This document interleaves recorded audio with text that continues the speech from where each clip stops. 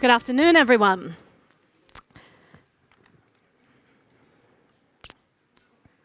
Okay.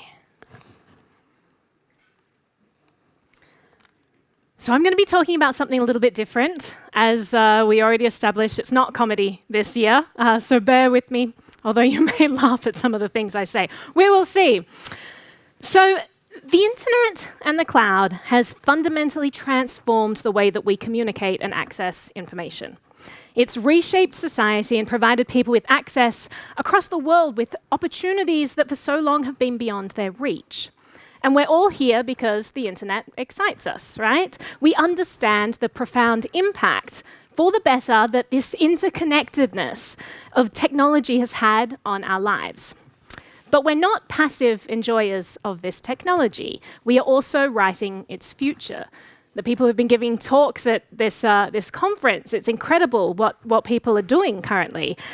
So the people in this room do get a say in the direction that this technology will take. So in this talk, I want to take a step back and actually look at what is the direction that we're heading in with the internet. And as a hopeless optimist, I can't help but focus on the endless possibilities that await us. But dun, dun, dun, I also want to make sure that we are realistic about the flip side of this hyperconnected world and the fact that while the internet does lift us up, it has also become one of the most potent enablers of totalitarian surveillance that the world has ever seen. Everyone in the room is like, what is this? These are strong words to start a speech with, especially at a cloud computing conference. So, I just want to gauge the audience. Who here thinks that privacy is important? Because you guys live in Switzerland, and it's one of the best places in the world for privacy. So that's awesome. I don't have to work too hard here. So in this talk, I want to explore the privacy implications of our growing digital world. I want to look at what kind of a future that we might be paving the way towards, and I'll explore what the world might look like if we no longer have privacy. What kinds of civil liberties might we lose? And then I want to dive into what we can do today to try to ensure the best possible future, because you guys are the people who are writing the future of the internet. And I just want to establish the goal of this talk is not to provide a doomer perspective, okay? It is the total opposite. I believe that we can build a future that we are all really excited about. And I don't think that the internet is destined to be a tool of oppression. Far from it. That is not at all my standpoint. I do, however, think that we need to scrutinize the choices that we make today and be mindful of all the pitfalls to be avoided. We should actually talk about these things, because that's how we can give ourselves the best chance of building a tool of empowerment for tomorrow. And one of the most tremendously important things that we should be far more mindful of as we build out this technology is privacy. It often comes as an afterthought. But not here, not in Switzerland, as we've established. So I think it's particularly impactful to explore these ideas at this conference, because Switzerland has long been recognized for its deep-seated value of privacy, and it's really awesome. So Switzerland has a robust legal framework. It has things like the Federal Data Protection Act. There are stringent regulations on cross-border data transfers. It doesn't have any mandatory data retention laws for VPNs. Switzerland has really carved out a reputation as a global beacon for privacy rights. So I want to take an opportunity at this conference to dive into privacy as a topic here amongst receptive peers. I didn't ask, because I saw a lot of hands, who here doesn't think privacy is important? Yeah, you're scared to put up your hand now. All right. So let's get started by talking about the current state of privacy in the world today. And it's not great.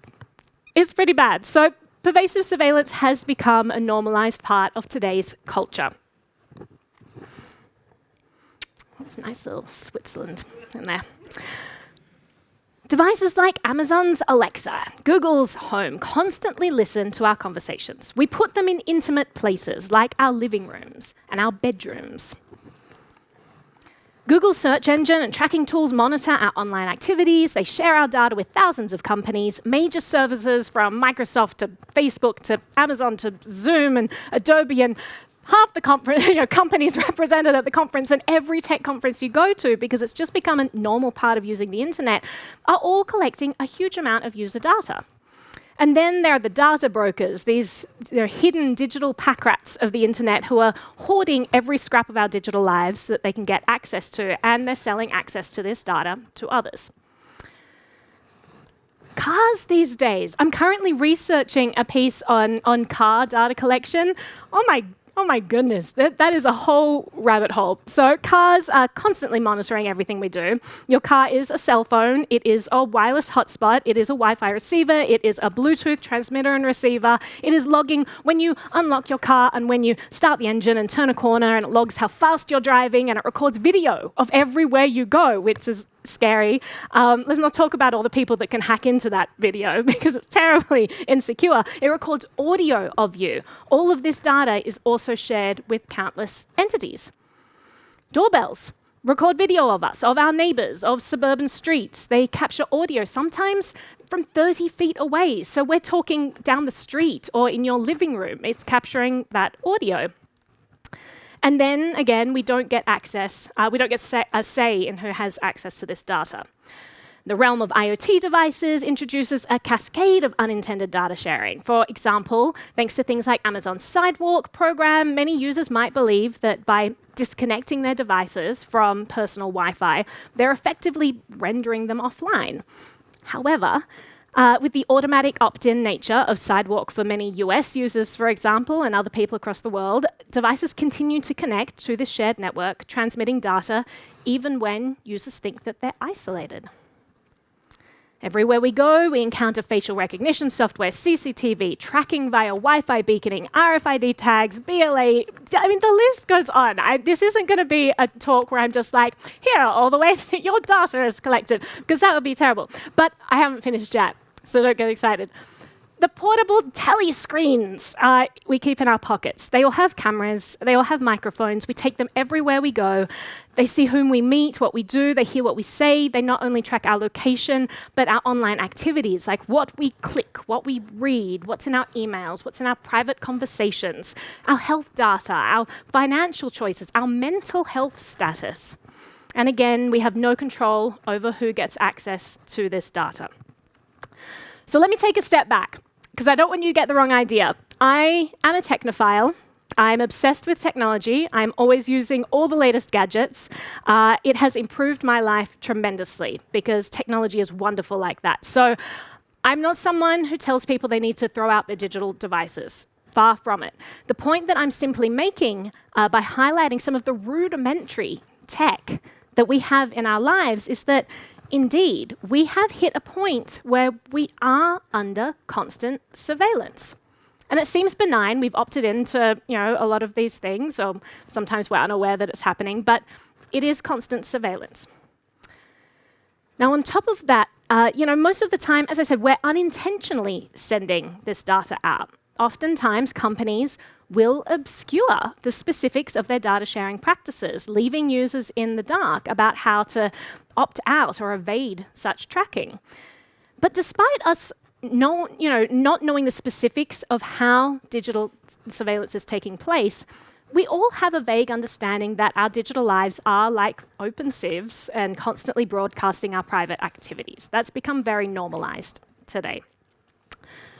So what are the implications of this pervasive monitoring? I want to explore two big ones. First, constant surveillance and the continual accumulation of data go hand in hand. So we should be concerned about that because it shifts power away from individuals to centralized entities, and it potentially jeopardizes future freedoms. Now, the second constant thing I want to talk about is that constant surveillance has deep psychological effects on society. So let's start with the first implication, risks to freedom. We may be very comfortable here in Switzerland. As I said, it is one of the best places in the world for privacy. It's something I wish the rest of the world would emulate. But by looking at some of the most authoritarian regimes around the world, we can really start to see the oppressive potential of surveillance and data collection.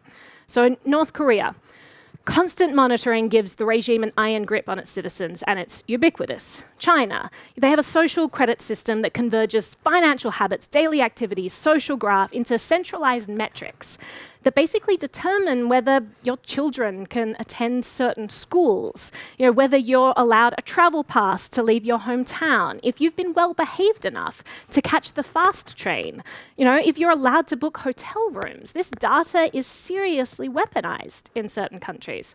In Nigeria, a CBDC, or programmable government money, puts the Nigerian government at the center of every financial transaction so that money can be more easily tracked, frozen, seized, or even programmed to be erased if certain spending conditions are not met. Lives are monitored and controlled through financial choices. And by the way, CBDCs are coming to every country in the world, so hang on, it's just going to be a few years away. But we look at this and we can already see how data collection has been weaponized around the world.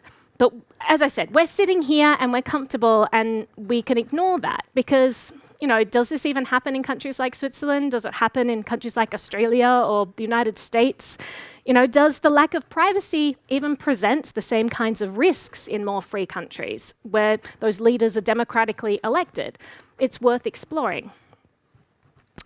Now, we know that the data collection itself is ubiquitous, regardless of country, so it happens in places that are more free just as much as it happens in places that are less free. It's collected by private entities and governments alike, and these two phenomena are deeply connected because the information that we hand over to companies is overwhelmingly siphoned up by governments who have the aim to store it in perpetuity. They want to keep that data forever. And governments around the world collect this data from private companies using all kinds of different methods. So they run intelligence programs to intercept the data. In the US, the PRISM program is one famous example that came out with the Snowden leaks, which basically allows the US direct access to servers of major tech companies. And it's unclear whether this is an agreement with the companies or whether it's a backdoor. Companies have denied knowing about it. In the UK, there are programs like Tempora. This is a full-take data collection program, which means that every bit of data that is entering and leaving servers in the UK is captured. And there are all kinds of data sharing agreements and reciprocal relationships between different governments regarding access to this data. There are programs like Tempest, Turbulence, Turmoil. There are full-take, there are indexing and search systems like XKeyscore. The programs that allow vast mass collection of data are countless, and we can presume that we don't know half of them, probably don't even know a fraction of them. But they're out there. And then let's just put the government programs aside. On top of those in-house collection programs, there's also an immense amount of data being purchased by world governments in bulk from data brokers. So the data brokers that are going and collecting all the information from companies, all the public information, governments are now just purchasing that. And then there are often good relationships between large companies and government agencies that allow unfettered access to private conversations with the click of a button. There are companies like Ring that have intentionally sought out relationships with law enforcement agencies to boost their product sales, and they're willing to hand over footage without a warrant.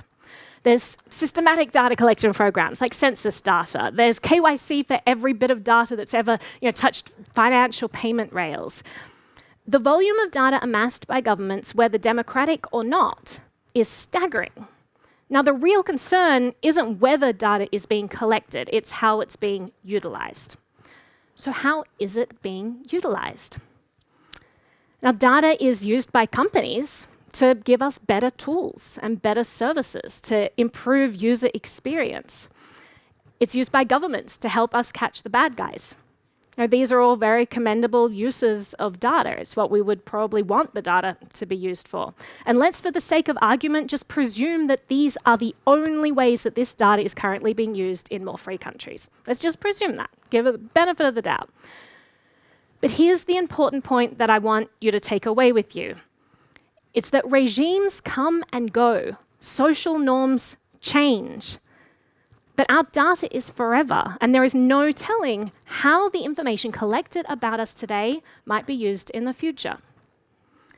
We need to realize that data that we allow to be collected today is permanently stored for any future government to pick over at any time in the future, or for any future hacker, or for any future hostile nation state who wants to use the data against citizens of another country, or any future terrorist group, or any future president turned autocrat who suddenly decides that they don't like a certain segment of the population. All of this data is this treasure trove that we're presuming is benign because it's in the hands of benign governments, and we have no say over who gets access to it in the future. Laws can change overnight. We can make no guarantees about our civil liberties in the future, even if we trust the leadership of a country today. Sudden legal shifts can instantly transform law-abiding citizens into criminals. What if cryptocurrency were banned overnight? I'm sure there are a lot of people in this room who suddenly become criminals. What about end-to-end encryption? Even more people in this room who suddenly become criminals. These things are on the table right now. There are countries that are exploring, banning all of these things. What about alternative medicines? What about certain political views? So a cursory glance at history shows us countless instances of complete, total loss of freedom due to shifted societal norms and civil liberties. So in Hong Kong, 2020, China imposed its national security law, which granted authorities broad powers to crack down on dissent. It was once a bastion of freedom. The protest culture there was so strong, and then suddenly this law resulted in the immediate suppression of speech, particularly of political expression, and led to the arrest of pro-democracy activists, the disbandment of all political opposition parties, the closure of many independent media outlets.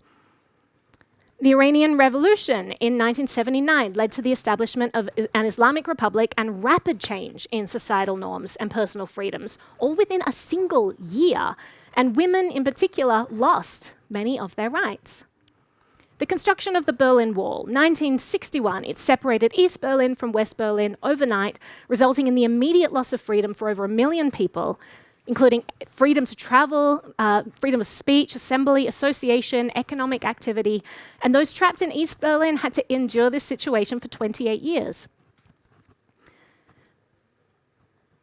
The dangers of data permanence in a world where societal norms and laws are constantly changing is a real threat, because this data might be used by any government or entity in the future for any reason of their choosing.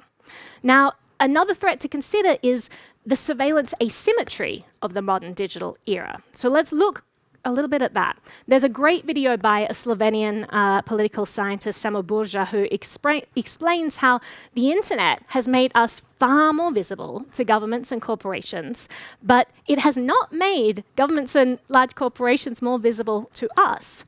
And this information asymmetry is crucial for control. We can already see countless examples of this imbalance of power being abused, where the surveillance put into the back doors of our lives can harm people just as much as it potentially protects them. And there are countless examples like this officer in Kentucky who used his insider access to law enforcement backdoors to hack people's Snapchat accounts and get nudes from women. That's charming, isn't it? My goodness. But it happens more than we would like to admit. And we often hear of systematized overreach as a result of this imbalance in power in various government organizations, like the NSA workers who apparently pass around nudes in the office of people they spied on. Snowden talked about that in his book. And intelligence workers who use their privileged access to surveillance tools to spy on romantic interests is so common that they created an entire, intelligence domain for it called LoveInt as a way to describe it. Now, these cases are few and far between, right? So again, I want to just pull back. I'm just giving you examples of some of the bad things that can happen. And overwhelmingly, in more free countries, data isn't being weaponized, overwhelmingly. Of course, there are cases where it is. But the point is that when corporations and governments collect large amounts of data about us, it inherently creates power imbalances. And at their core, governments and organizations are made up of people. This resulting concentration of power risks being misused by individuals within these entities against those in more vulnerable positions. It's worth being mindful of this. So as the builders in this room envision and create innovative tools built upon the internet, we should contemplate the future that we might be enabling. Relying on hope that the wrong individual won't get access to our systems isn't a robust safety strategy. Likewise, we can't just hope that the data we're collecting remains benign while legal landscapes and societal norms keep changing around us. Instead, it's essential that we focus on fortifying what we build to safeguard the balance of power and protect individual freedoms. And there are so many ways that we can do this, that we can protect ourselves, and I'll dive into some of them in a moment. But I want to first explore the psychological effects of pervasive surveillance. So just really drill down, like the normalization of surveillance is bad, guys. So this is the final area that I want to focus on, just to show the downside. So while these psychological effects might be less overt than other risks that we've discussed, they're no less significant. There are popular archetypal examples of pervasive surveillance that we can look at to help illustrate the deep impact it has on society. So take this cliche. Who's read this book? In America, everyone's read it, but I'm not sure about Switzerland. All right, 1984. I'm sure we've all heard of it if we haven't read it. It's a chilling dystopian narrative. It paints a world drowning in fear and paranoia. Citizens are always under the threat of surveillance from telescreens and ThinkPol, and they risk punishment for any unorthodox beliefs or sentiments. But referencing an Orwellian future in privacy discussions these days is somewhat cliche. Now, 1984, it does epitomize the dystopian risks stemming from authoritarianism and total surveillance, but it has such a dramatic flair that, it's so frequently cited as well that I think we often dismiss the lessons from it. So let's pivot to another illustrative model, the panopticon. It's a circular prison with a central watchtower. There's only one guard, and he can't possibly watch everyone at once, but the prisoners have no idea who he's watching. So it gives them this feeling of constant surveillance. So the prisoners start to regulate their own behavior, just in case the guard happens to be watching. And that's the key point. The prisoners start to regulate their own behavior. Now, we don't live in a circular prison. We don't live in Orwell's Oceania. But let's set aside the dramatic flair of these two symbols and just zoom in on the lessons that they teach us. Both 1984 and the Panopticon underscore the profound power of ever-present surveillance in molding human behavior. In the modern age, we are undeniably monitored all the time. And we may be a far cry from the extremes depicted in renowned sci-fi novels or abstract surveillance models such as this one, but surveillance is all around us, as we've established.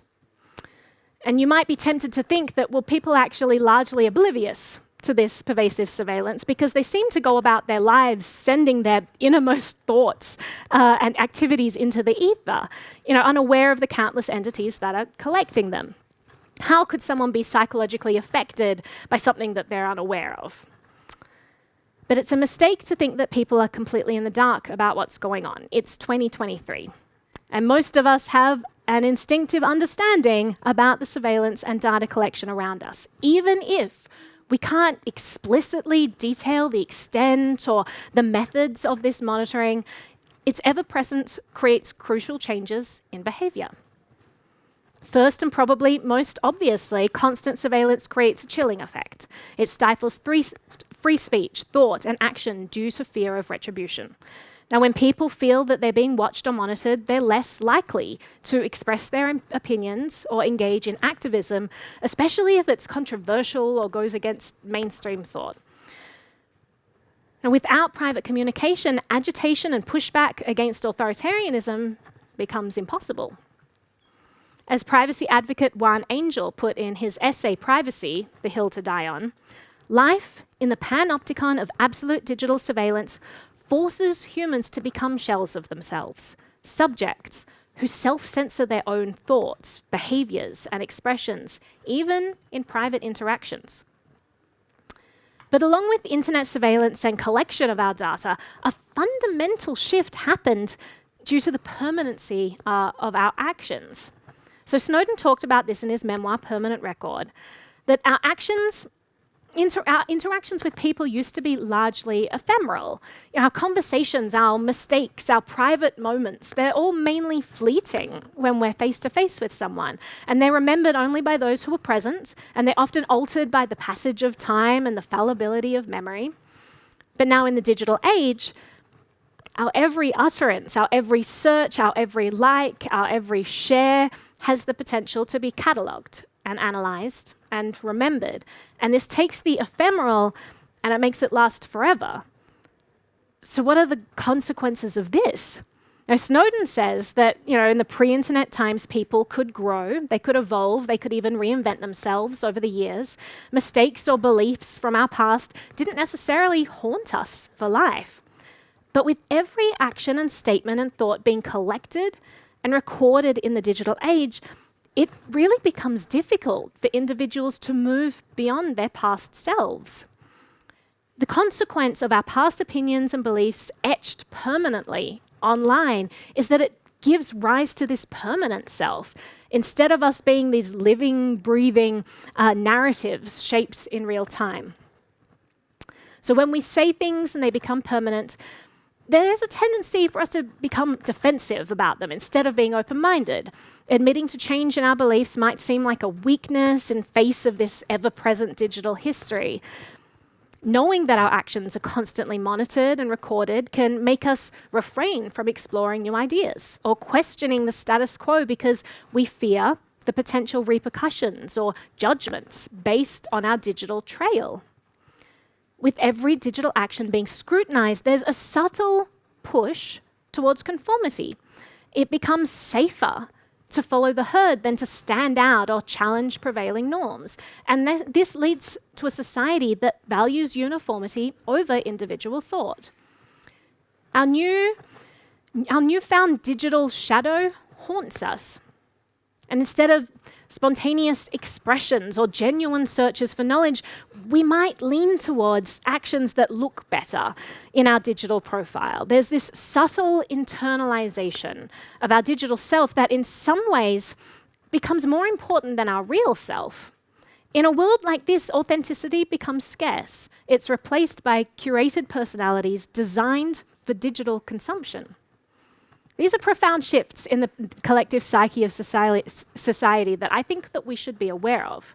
And I think they're important enough that we should start pushing back against normalizing the surveillance of our innermost worlds. Start thinking about what kind of a future are we creating for our children and our grandchildren if we're just normalizing this. So let's recap what we've covered so far. In the modern digital age, we are under constant surveillance. Everyone, look at your phone. All right, we know we're under constant surveillance, right? This affects us psychologically in subtle but profound ways.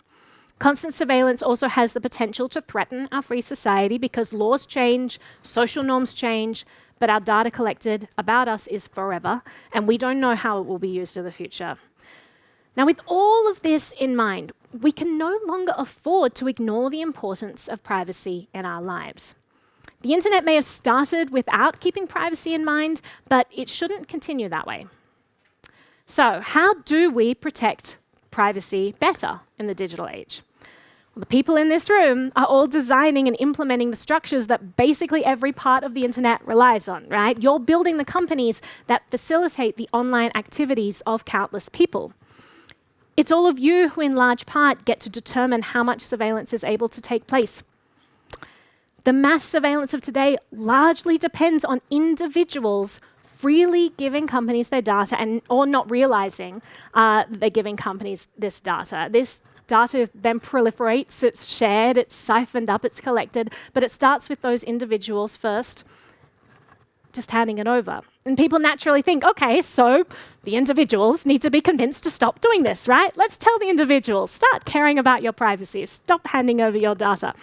But rather than trying to change the behavior of billions of internet users, it is far more impactful for those building the tooling of the internet to start to prioritize privacy instead.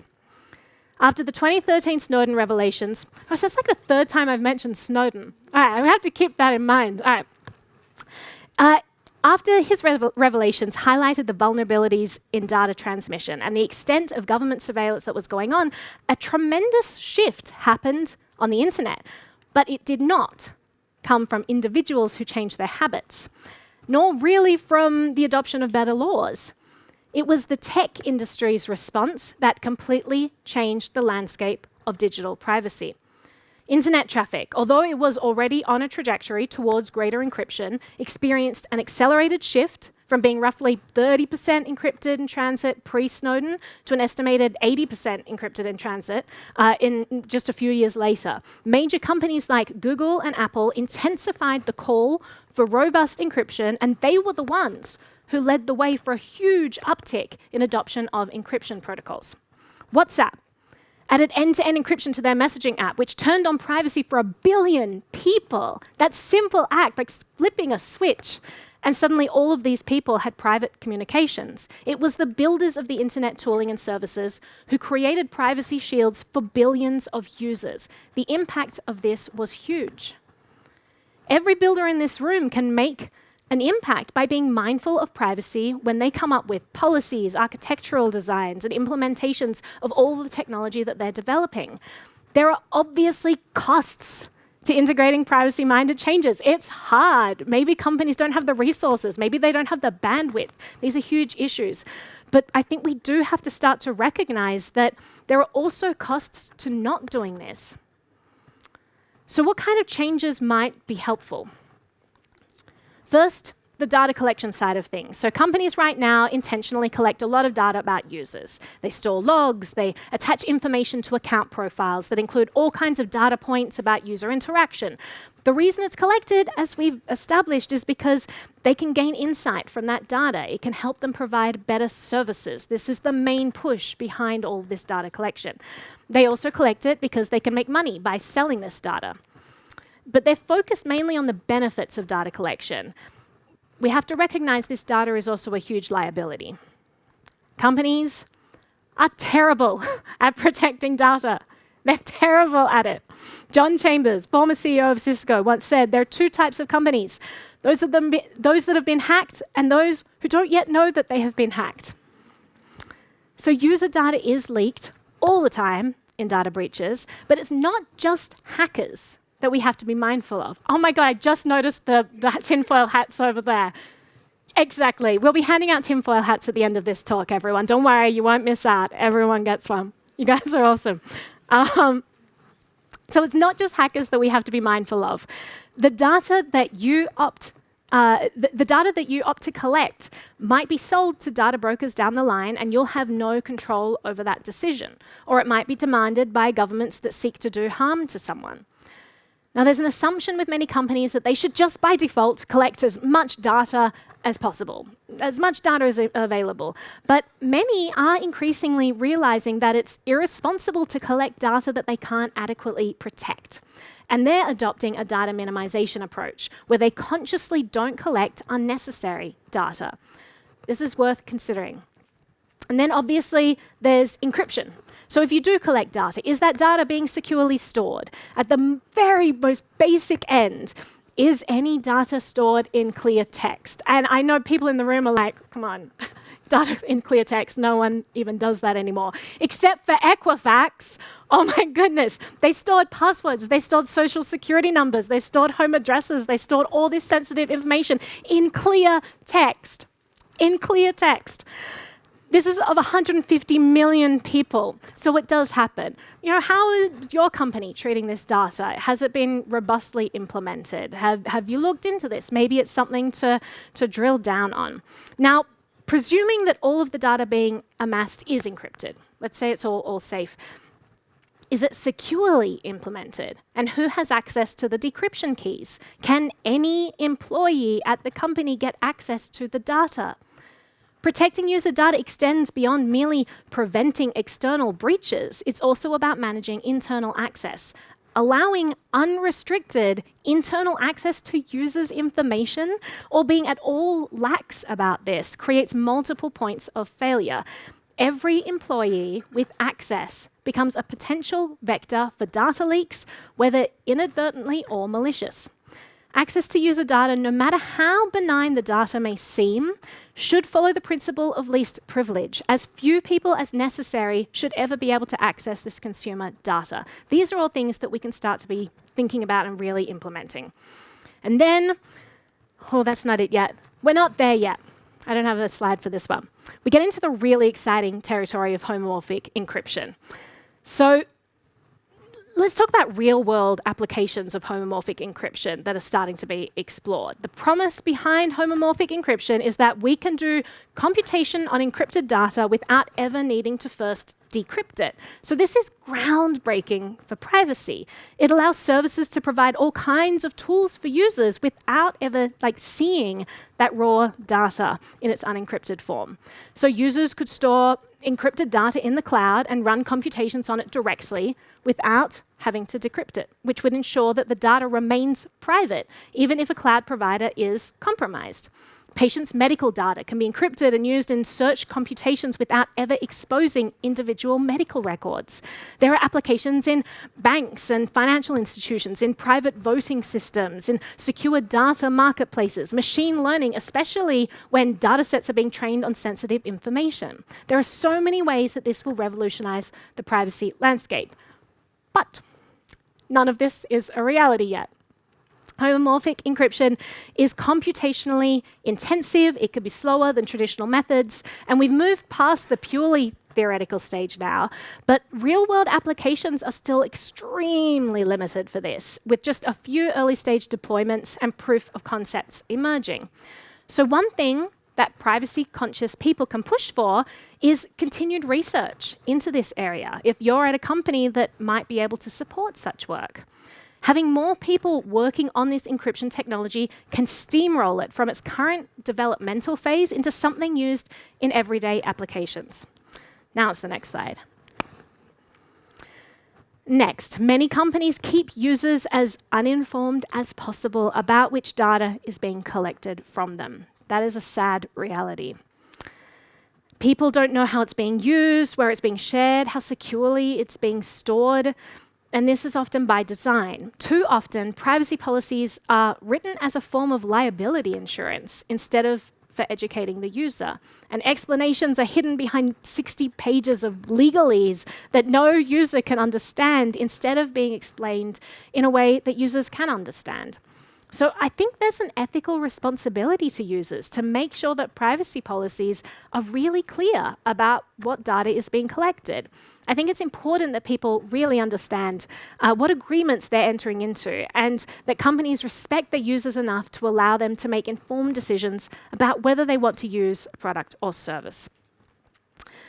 So we're here amidst the vanguard of digital innovation at this cloud computing conference. And today, we've delved deep into technical intricacies of building a more connected future.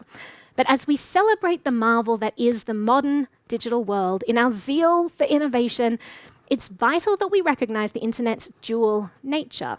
It's as much a beacon for enlightenment as it is a potential tool for surveillance. History is riddled with instances where powerful entities have misused it to target the vulnerable and the voiceless. But the innovators here hold an extraordinary superpower. You have the power to embed privacy into the very fabric of the digital infrastructure that you're constructing. And Switzerland is one of the best places in the world for privacy. So the people in this room are uniquely positioned to play a huge role in the direction of our digital future. Every line of code, every infrastructure choice, every innovation can not only push the boundaries of what's technologically possible, but can also uphold the fundamental right to privacy for billions of people across the globe. So as we craft the web's future, let's not just innovate, let's protect. Every decision that we make can be a step towards a more private, safer internet for all. Thank you so much.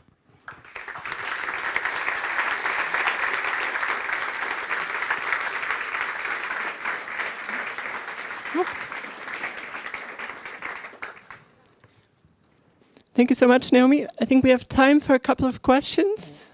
Do we have questions for Naomi? Where do I get the tinfoil hats? Great question. These gentlemen over here have created a vast array in various shapes and sizes for all of your hyper-paranoid privacy needs. Thanks to the cook, by the way, we asked him for within 3 minutes delivered a huge industrial size roll of tin foil. I hope you all take this talk very seriously. And if you didn't take it seriously before, now you almost certainly will. Thank you. Anyone else have questions? We've got one at the back. I'm keeping the hat on, by the way. Shout with your loud, shouty voice. Is that a throwable microphone? Yeah, it is. That's so clever. Thanks for the talk. Really interesting, but I think that everyone in the audience now is like thinking of this doom scenario that like, okay, we should now turn off our phones and stop like using any means of transportation, because public transportation is starting also to use like a face recognition in Switzerland, or try to at least. So what is your advice to like not go towards that direction of like wearing the tinfoil hat and still like not accepting this social status of like, okay, I give up on my privacy? Because there's like a spectrum there. Absolutely. You can go on to both sides, of course. Yeah, there's a huge spectrum. So I don't think that, I mean, it would be a disaster for society if everyone threw out their digital devices. Technology makes our lives better. Let's explore ways that we can use it more privately, though. We don't have to use technology mindlessly. So some of the low-hanging fruit that I'd let people know about is, are you using email services that can read and analyze all of your emails? Or are you opting for email services that end-to-end encrypt it when you're using it within the same platform, or at least, you know, encrypt it with zero access encryption so that they can't get access to it without your private key? Like, which services are you opting into? Maybe you can make the shift to make better choices. There are so many areas where you can do that. Are you using SMS instead of using something like Signal? Are you using Facebook Messenger to chat to people instead of using something private? There are all kinds of just basic tools that actually allow you to carve out a huge amount of privacy. There are several reasons this can be helpful. First of all, you make a huge impact on your life, but also it's a signaling device. It tells these companies that you value privacy. And the more signaling devices we can put out into the marketplace, the more people are going to be building these products for us. I think that privacy is only recently kind of at the forefront of our understanding. People are starting to realize how important it is. So we need to really push forward with that signaling device to the market and say, yes, these are things that we really value. We would like to see more products create these things. But you guys are all creating products. So in your own organizations, you can make the biggest impact by starting to explore ways that you can mitigate this surveillance leak happening. If you can start to make mindful shifts in your own practices, that's going to go a long way. And I think the major thing that we can do is reclaim the conversation. Because too often I hear people say things like, I'm not important. Why does anyone care about me? Or like, why is it important if I'm not breaking the law? I have nothing to hide. And I hear that rhetoric all the time, and I think it's an insidious mind weevil that tells us that privacy is not important and we should be okay with the current status quo where it's normalized that anyone can see into our private lives. I think that's a terrible status quo. We need to push back against that narrative, because when it comes down to it, the people who say, I have nothing to hide, why should I care about privacy? They're probably in a very privileged position. They're probably in a country where that surveillance isn't being weaponized against them.